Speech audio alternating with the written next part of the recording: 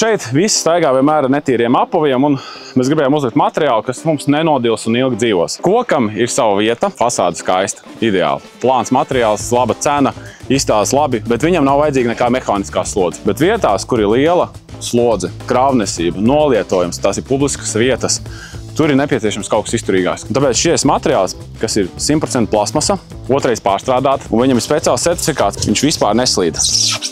Ne ar plikām kājām, ne ar apaviem. Šeit mums ir latojums apmēram 40 cm. Mēs mauksim tieši pa vidu starp dēļiem, lai pārbaudītu, cik tad izturīgs viņš ir.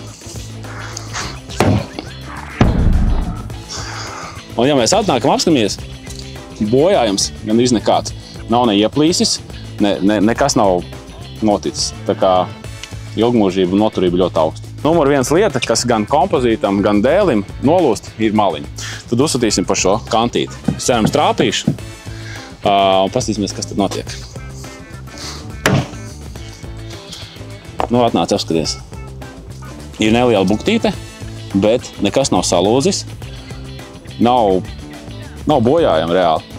Un tā ir normāls sitiens ar normālu kuvaldu. Un ja tev ir vēlme pēc ļoti izturīga materiāla, sazinies ar mums. Terases dēļi, mieti, viss nepieciešamais ārtelpām, lai tu izbūvētu savu pagalmu ilgmūžīgu, sazinies ar mums.